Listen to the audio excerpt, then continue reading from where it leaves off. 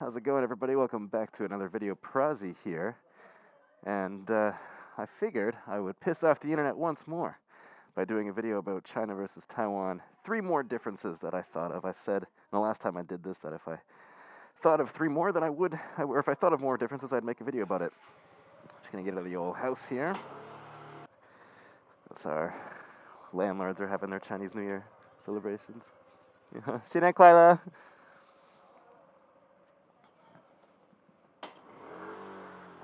Anyways, they're really lovely people. Today is Chinese New Year, so families are out in great numbers doing their thing, playing mahjong and taking pictures and all that. Super fun. So I thought of 3 more differences between Taiwan and China. And the first thing I wanted to talk about is the fact that Taiwanese people can vote. And they recently just did. I think I mentioned this in another video that Taiwan just voted in Tsai Ing-wen, or Vegetable English as she's lovingly known as on the island.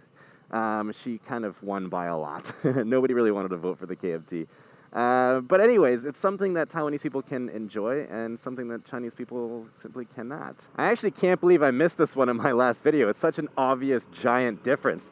And it makes a huge makes a big difference, right? Because it's more of a interesting landscape when you want to talk to people about what they think and their different opinions and stuff. You know, Chinese people aren't really going to have a big opinion on it because, of course, they can't vote. It's the one-party dictatorship.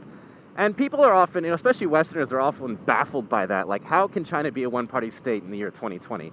Well, when you think about it, the way I think about it anyway, is that China has sort of always been a one-party dictatorship, right? Like, every dynasty had an emperor, an empress, or whatever, and that was a one-party state. It was never up to the people to decide, on different policies or who's in power, right? Chinese people don't vote; they revolt, so to speak. The fall of every dynasty happened with some kind of rebellion, some kind of bloody conflict. And so, I think it's when you look at it through that lens, it's a lot easier to understand why they might be a one-party dictatorship. Taiwanese people I talk to are incredibly proud of the fact that they can vote, and they should be, right? They could have easily turned out to be like China, and it's incredible that they're a democratic state. And the second thing that is a big difference between China and Taiwan, a really big one, is that China hates Japan. Chinese people typically are not huge fans of the Japanese, whereas Taiwanese people actually really like Japan and are often, their number one tourist destinations. They love to go to Japan. So yeah, it all started a long time ago. I mean, China and Japan have often fought wars, with Japan constantly trying to invade. And, the big one is in World War II. Japan kind of raped the whole city a little bit. China has never really forgiven them for it, because they'll often say that Japan hasn't done enough to what am I trying to say? They haven't given a big enough apology, I guess. And so, they're still pretty upset about it. Back when I was living in China, I would talk to my students about it, which is a stupid thing to do. You shouldn't really talk about these kind of things with the Chinese people. But I don't know, I was young and dumb, and I wanted to know why they had such a disdain for Japanese people and the Japanese government. I should make that distinction. When those Chinese New Year celebrations going on with that temple, they're burning stuff and saying "what up" to the ghosts. I don't know if what I said was just disrespectful. I'm not really sure what they're doing. I've never taken part in any of these ceremonies. I'm not sure how appropriate it would be for a foreigner to do that. I don't know. But anyways, they would often say, like, if a Japanese person came to they would often say this. I got this response once from my high school students, and they were saying I'd beat them up. Like, we'd all just get together and beat the crap out of this Japanese person for coming to school with us. Like, who do they think they are?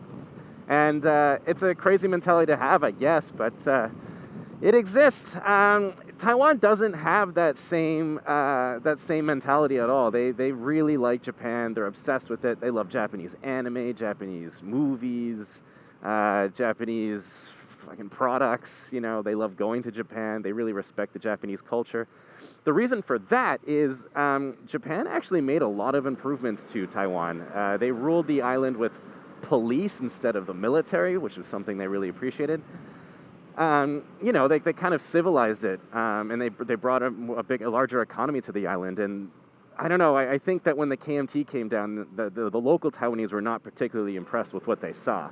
So the Japanese worked wonders for Taiwan, and you can still see that influence. I say that a lot in videos, but it's true. I mean, There's Japanese restaurants everywhere. There's, a lot of Japanese business to be done in Taiwan. And the last thing I wanted to talk about was this one's going to be kind of hard to explain.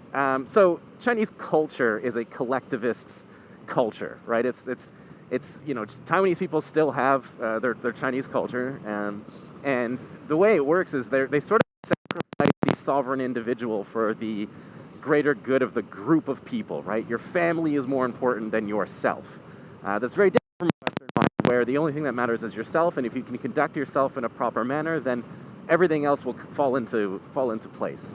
Whereas here, they care more about the group of people rather than the individual. It's a very bumpy road.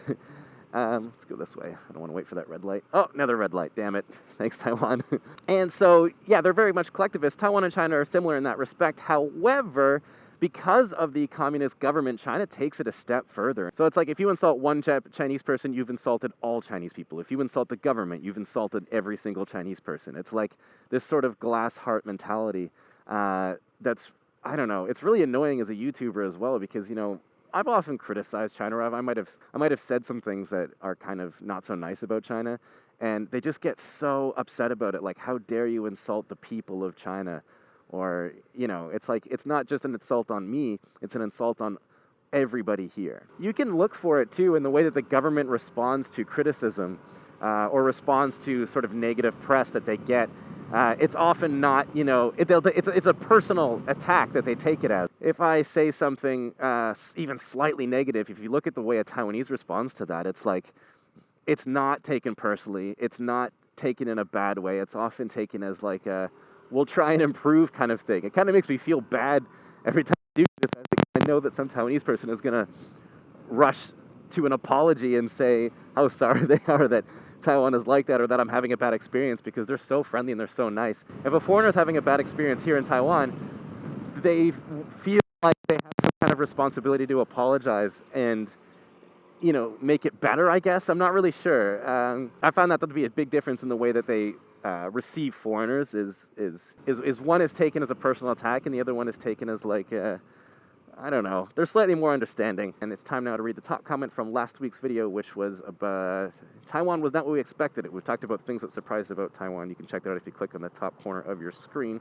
Let's whip up the old YouTube here. The top comment from last week's video, so far my app is telling me that's not a YouTuber, is from Peter. And he says, most YouTubers stretch their videos to just over 10 minutes to get their extra advert and hence revenue. Prozzie just puts out his videos at 9 minutes and 59 seconds, which is hilarious and true. I forgot to make that video 10 minutes. If you guys don't know what he's talking about, if you, what is that mother doing with the child? Uh-oh, must be a Chinese tourist. Here's one other difference, actually.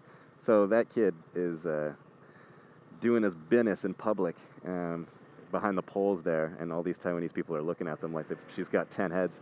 That's something that's fairly frequent in China, is kids will go to the bathroom, do number 1 or do number 2 pretty much anywhere they want.